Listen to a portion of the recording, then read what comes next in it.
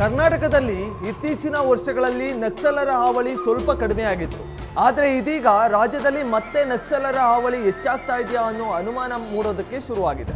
ಕರ್ನಾಟಕ, ತಮಿಳುನಾಡು ಹಾಗೂ ಕೇರಳ ರಾಜ್ಯಗಳಲ್ಲಿ most wanted ಆಗಿದ್ದ ನಕ್ಸಲ್ ನಾಯಕ ವಿಕ್ರಮ್ ಗೌಡ ಎನ್ಕೌಂಟರ್ ಆಗಿ ಬಲಿಯಾಗಿದ್ದಾನೆ. ಹಾಗಿದ್ರೆ ವಿಕ್ರಮ್ ಗೌಡ ಎನ್ಕೌಂಟರ್ ಆಪರೇಷನ್ ಹೇಗಿತ್ತು ಅನ್ನೋದರ ಕುರಿತು ಕಂಪ್ಲೀಟ್ ಡೀಟೇಲ್ಸ್ ಇಲ್ಲಿದೆ ನೋಡಿ. ಮೋಸ್ಟ್ ವಾಂಟೆಡ್ ನಕ್ಸಲ್ ನಾಯಕ ಮಟಾಶ್ ಹೇಗಿತ್ತು ಗೊತ್ತಾ? Vikram Gowda encounter operation.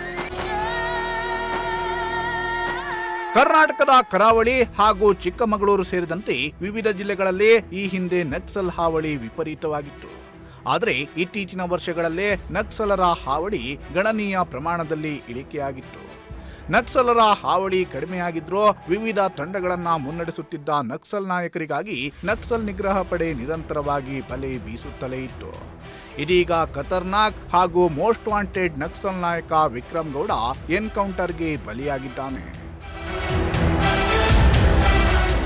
ಹೌದು, ಉಡುಪಿಯಲ್ಲಿ ಬರೋಬ್ಬರಿ 13 ವರ್ಷದ ನಂತರ ಎನ್ಕೌಂಟರ್ ನಡೆದಿದ್ದು ನಕ್ಸಲ್ ನಾಯಕ ವಿಕ್ರಮ್ ಗೌಡ ಎಎನ್ಎಫ್ ಗುಂಡಿಗೆ ಬಲಿಯಾಗಿದ್ದಾನೆ.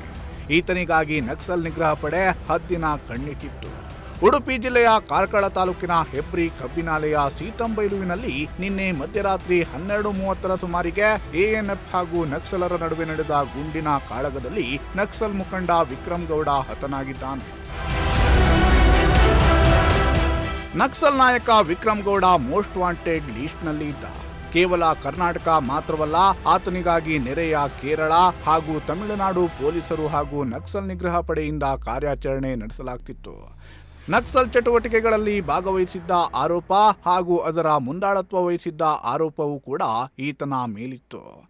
ಕಾರ್ಕಳ ಹೆಬ್ರಿ ಪರಿಸರದಲ್ಲಿ ಕೆಲ ದಿನಗಳಿಂದ ನಕ್ಸಲ್ ಓಡಾಟ ಪತ್ತೆಯಾಗಿತ್ತು. ಈ ಹಿನ್ನೆಲೆಯಲ್ಲಿ ನಕ್ಸಲ್ ನಿಗ್ರಹ ಪಡೆ ಕೂಂಬಿಂಗ್ ಅನ್ನ ಬಿಗಿಗೊಳಿಸಿತ್ತು. ಸೋಮವಾರ ರಾತ್ರಿ 5 ಮಂದಿ ನಕ್ಸಲರ ತಂಡ ಸೀತಂಬೈಲು ಸಮೀಪ ರೇಷನ್ ಸಂಗ್ರಹಕ್ಕೆ ಬಂದಾಗ ಎಎನ್ಎಫ್ ತಂಡ ಕಾರ್ಯಾಚರಣೆ ನಡೆಸಿದೆ.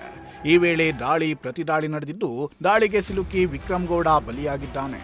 ಉಳಿದ 4 ಕಾಡಿನ ಹಾದಿಯಲ್ಲಿ ಪರಾರಿಯಾಗಿದ್ದಾರೆ.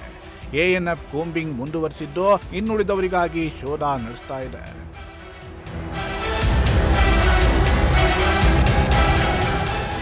ಕೆಲ ದಿನಗಳ ಹಿಂದೆ ಚಿಕ್ಕಮಗಳೂರು ಜಿಲ್ಲೆಯ ಜಯಪುರ ಪೊಲೀಸ್ ಠಾಣಾ ವ್ಯಾಪ್ತಿಯ ಕೆಲ ಮನೆಗಳಿಗೆ ನಕ್ಸಲರು ಭೇಟಿ ನೀಡಿದ ಬಗ್ಗೆ ಸುದ್ದಿಯಾಗಿತ್ತು. ಕೊಪ್ಪ ತಾಲೂಕಿನ ಯಡಗುಂದ ಗ್ರಾಮಕ್ಕೆ ನಕ್ಸಲರು ಭೇಟಿ ನೀಡಿ ಅರಣ್ಯ ಒತ್ತುವರಿ ಮತ್ತು ಕಸ್ತೂರಿ ರಂಗನ್ ವರದಿ ಜಾರಿ ವಿರೋಧಿಸಿ ಚರ್ಚಿಸಿದ್ದಾರೆ ಎನ್ನಲಾಗಿತ್ತು. ಜೊತೆಗೆ ಮಾರ್ಚ್ನಲ್ಲಿ ದಕ್ಷಿಣ ಕನ್ನಡ ಕೊಡಗು ಗಡಿಭಾಗದ ಕೂಜಿಮಲೆಯ ಎಸ್ಟೇಟ್ ಅಂಗಡಿಗೆ ನಕ್ಸಲರು ಭೇಟಿ ನೀಡಿದ್ರು. ಮಾರ್ಚ್ 23ರಂದು ಕಡಬ ತಾಲೂಕಿನಲ್ಲಿ ಅರಣ್ಯದಂಚಿನ ಮನೆಯೊಂದಕ್ಕೆ ಶಂಕಿತ ನಕ್ಸಲರು ಭೇಟಿ ನೀಡಿ ಊಟ ಮಾಡಿ ತೆರಳಿದ್ರು.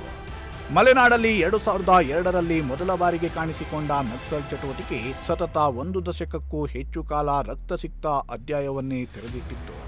ನಕ್ಸಲರು ಮತ್ತು ಪೊಲೀಸ್ ಅರಣ್ಯ ಇಲಾಖೆಯವರ ನಡುವಿನ ಕಾದಾಟದಲ್ಲಿ ಹಲವು ಜೀವಗಳು ಬಲಿಯಾಗಿತ್ತು.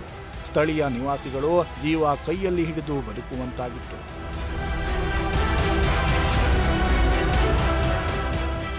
ಅದೇನೇ ಇರಲಿ, ಸದ್ಯ ನಕ್ಸಲ್ ನಿಗ್ರಹ ಪಡೆಯ ಎನ್ಕೌಂಟರ್ಗೆ ನಕ್ಸಲ್ ನಾಯಕ ವಿಕ್ರಮ್ ಗೌಡ ಬಲಿಯಾಗಿದ್ದಾನೆ.